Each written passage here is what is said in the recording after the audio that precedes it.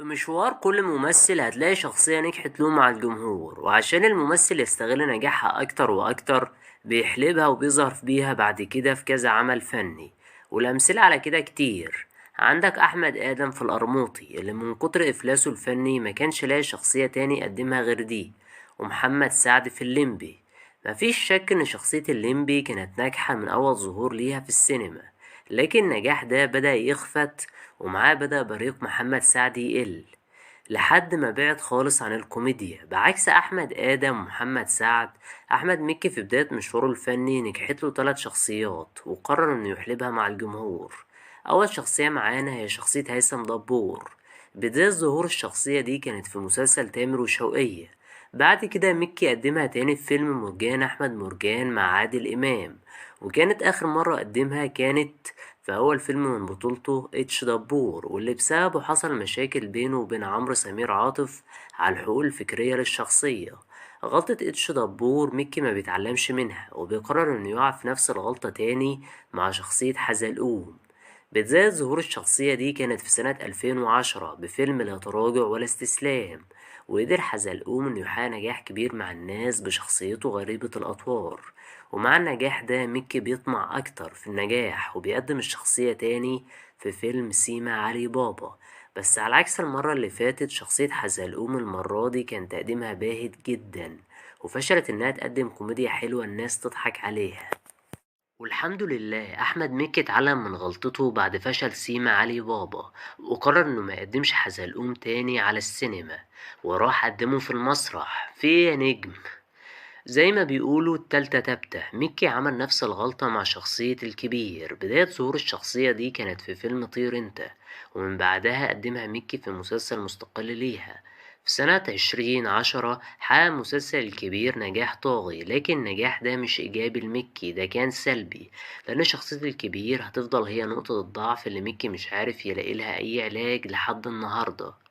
عشان كده احنا في فيديو النهاردة جايين نتكلم معاكم ونعرف ليه الكبير نقطة ضعف أحمد مكي.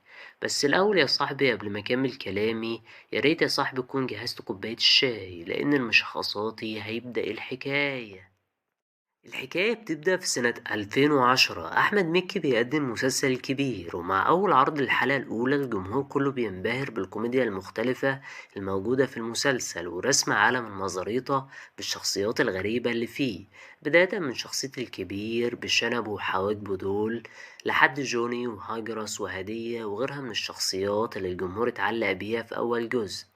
ومع النجاح الساحق اللي حققه الجزء الأول، ميكي قدم الجزء التاني في سنة 2011، ومستوى الجزء ده كان في نفس مستوى الجزء الأول ومقلش عنه خالص. وفي سنة 2012 بيقرر ميكي ياخد استراحة محارب من الكبير ويرجع له تاني في سنة 2013 بالجزء التالت. والحقيقة الجزء ده كان أعلى بكتير من الجزء الأول والتاني. بالنسبة ليا ده أكتر جزء اتبذل فيه مجهود. الحاجة الوحيدة اللي مزعلاني إن حلقات الجزء ده مش موجودة بجودة عالية على اليوتيوب. وفي سنة 2014 ميكي بيقدم رابع جزء من الكبير، وفي الجزء ده بيبدأ مستوى المسلسل يقل وما يكونش عليه نفس الزخم اللي كان عليه قبل كده. في الجزء الخامس دنيا سمير غانم بتخرج من المسلسل وبتودع شخصية هدية عشان تسيب فراغ كبير في المسلسل، وده كان أقل أجزاء الكبير نجاحا. في سنة 2022 وبعد انقطاع وصل ل7 سنين، بيقرر أحمد مكي إنه يرجع تاني للكبير ويقدم الجزء السادس، والجمهور بقى بيستقبل الكبير أحسن استقبال وبيقوله والله بعودة يا كبير، بقالنا 7 سنين ما شفناكاش، هل هلالك يا راجل. الجزء السادس يمكن ما وصلش لنفس مستوى الأجزاء التلاتة الأولى، لكنه في المجمل كان كويس ونجح. بس للأسف ميكي بيطمع أكتر في النجاح وبيقدم الجزء السابع والثامن اللي من كتر ما كانوا كارثة عند الجمهور مفيش حد كان بيتكلم عليهم أصلا. وهنا ميكي حس انه خلاص لازم يبطل الكبير والناس زهقت منه، فعمل بعد كده مسلسل اسمه الغاوي.